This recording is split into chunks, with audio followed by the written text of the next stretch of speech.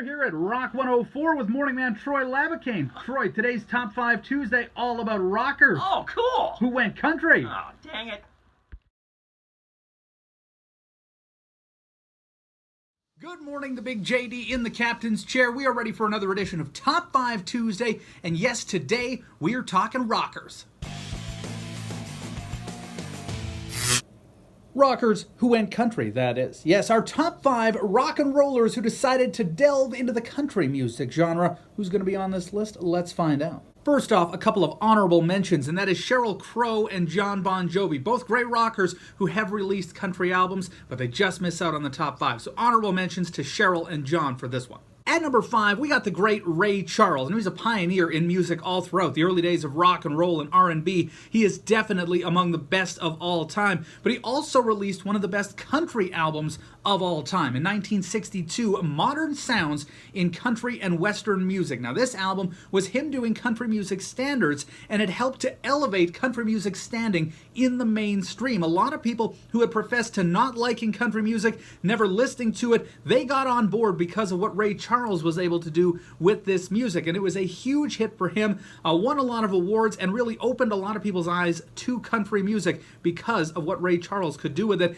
and his country music legacy would continue later on as well with some duets with Willie Nelson. Of course, Seven Spanish Angels, it's one of my favorite duets of all time, so Ray Charles, he's at number 5. At number 4, we got Dallas Smith, a little Canadian content for the top 5. He started out as the lead singer of Default, fantastic Canadian group. Their 2001 album, The Fallout, was a platinum record for them. They won a Juno as Best New Group.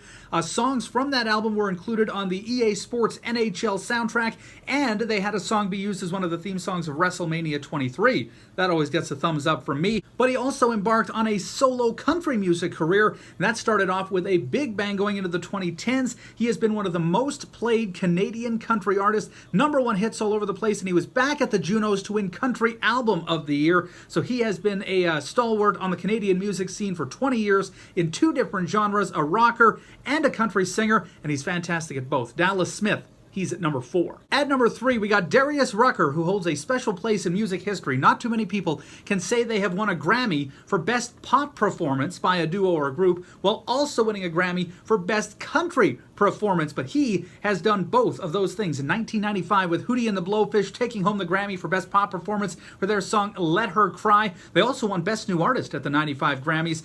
They dominated the 90s on the rock charts, had 6 songs make it to the top 40 in the late 90s. Then they kind of split up as the new millennium approached, and in 2002, Darius Rucker released a solo R&B album. Then he switched over to country, and it has been nothing but hits ever since, and he was back at the Grammys in 2013, where his song Wagon Wheel was nominated for a ton of awards. He ended up winning Best Country Solo Performance for it. Darius Rucker, he's at number 3.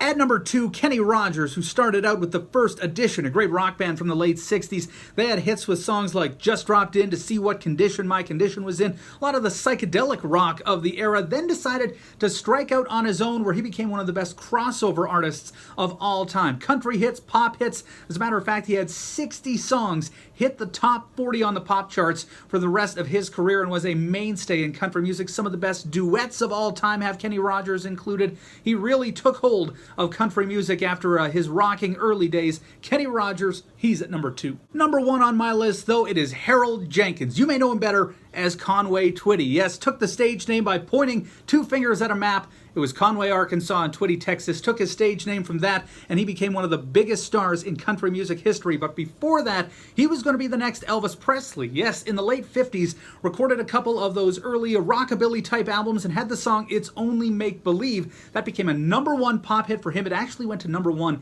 in 21 different countries, and he was touted as the next Elvis, so he recorded those rockabilly-type albums throughout the late 50s into the early 60s before deciding, you know what, I've always wanted to do country music.